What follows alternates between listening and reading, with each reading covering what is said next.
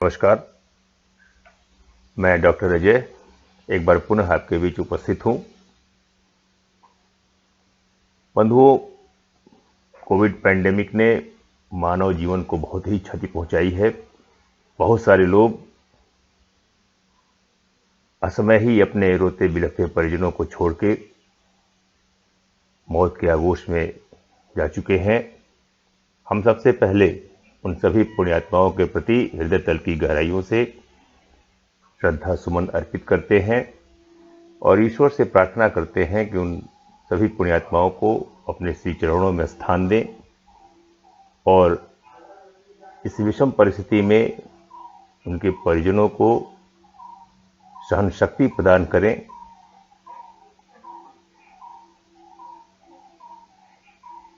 आजकल बहुत सारी चर्चाएं हो रही हैं कोविड पैंडेमिक को लेकर।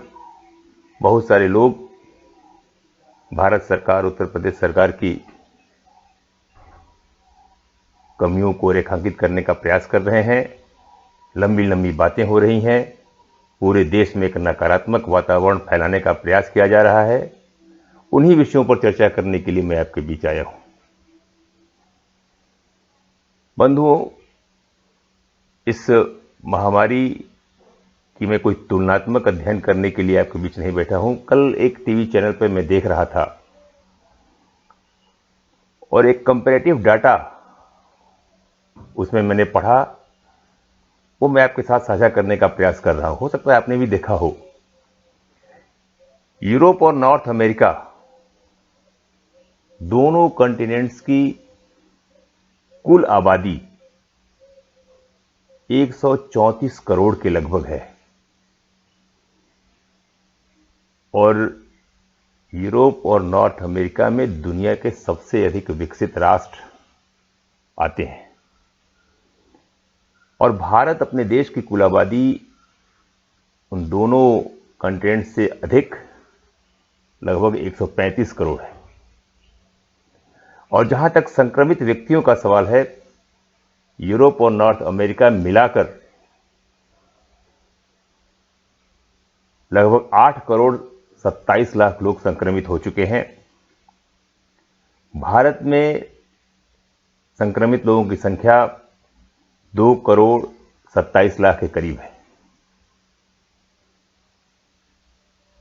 मौतों की कोई तुलना नहीं की जा सकती मित्रों, लेकिन मुझे कहने में कोई गुरेज नहीं कि हेल्थ इंफ्रास्ट्रक्चर और हेल्थ फैसिलिटीज के लिहाज से सबसे अधिक विकसित देशों में 18,71,000 लोग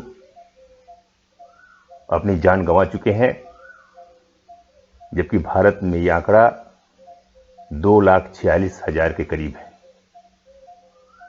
ये तुलना मैं इसलिए नहीं कर रहा हूं कि अपने को जस्टिफाई कर रहा हूं। ये तुलना मैं ये बताने के लिए कर रहा हूं, इस बात के प्रमाण के रूप में कर रहा हूं, किसी भी महामारी की तैयारी पूरी तरह से पहले से ही हम परफेक्ट नहीं कर सकते। हमारी लड़ाई उस शत्रु के विरुद्ध पूरी तरह से हम तैयारी कर सकते हैं जिसके विषय में हमको अंदाजा होता है, जिसकी हमको जानकारी होती है।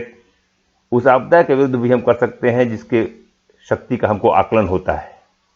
लेकिन ये वायरस है और सारे वैज्ञानिक जानते हैं, उनके द्वारा ये प्रतिपादित तथ्य है कि जितना ही अधिक संक्रमण बढ़ेगा, जितना ही अधिक वायरस मल्टीप्लिकेशन की संभावना बढ़ेगी, म्यूटेशन की संभावना उतनी ही अधिक होती जाती है। और ये म्यूटेशन कहां होगा, म्यूटेशन का प्रभाव क्या होगा, दुष्परिणाम क्या आएंगे, इसका अंदाजा लगाना बहुत ही मुश्किल होता है। उसकी मारक शक्ति, उसके ट्रांसमिशन का तरीका, इन सारी चीजों का हम पहले से ही हमको आभास नहीं हो सकता है। और ये मैं उन लोगों के लिए बता रहा हूं जो बार बार ये प्रश्न उठा रहे हैं कि हमारी तैयारी पूरी नहीं थी। सेकेंड वेव की जानकारी हमको थी, उसके बावजूद हम तैयार नहीं हुए।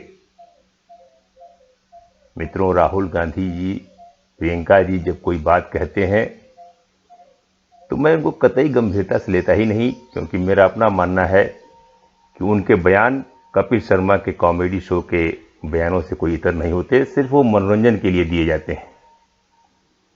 लेकिन जब हमारा इंटेलेक्चुअल क्लास और खासकर वो एक पत्रकारों का एक वर्ग जो बहुत ही परेशान है, बहुत ही उद्विग्न है, किसी तरह से इस सरकार को हम डिस्क्रेडिट करें, जो लगातार सत्ता की गलियारों की मलाई खाता रहा है, जो सत्ता की गलियारों की दलाली करता रहा है।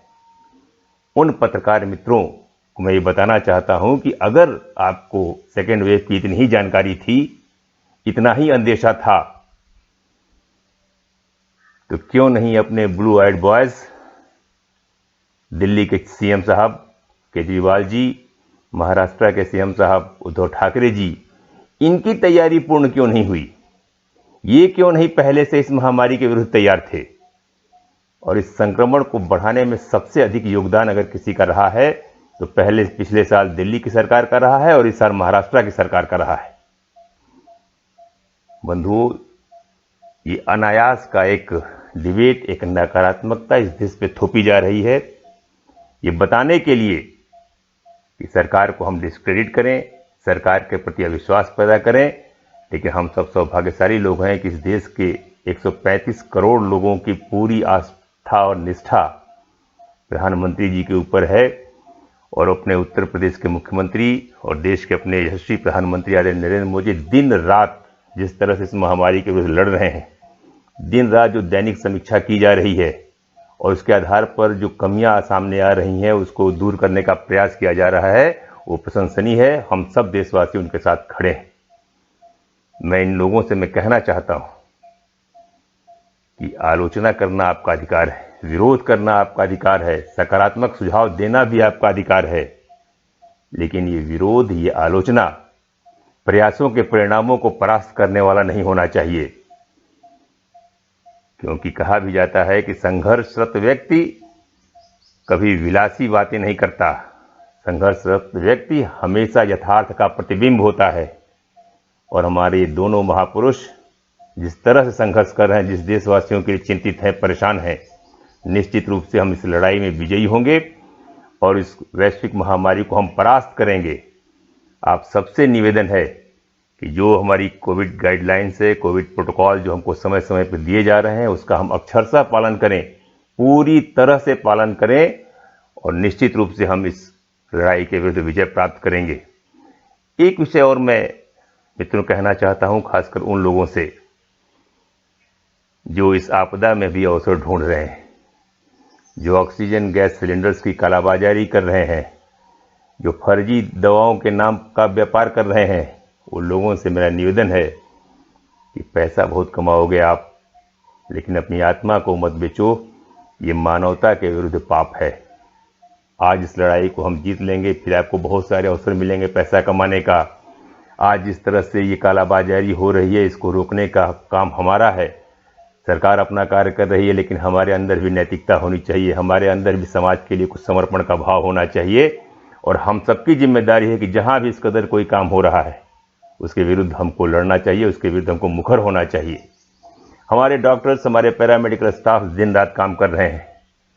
मैं अपने डॉक्टर्स और पैरामेडिकल स्टाफ को सैल्यूट करते हुए बहुत बहुत धन्यवाद। जय हिंद।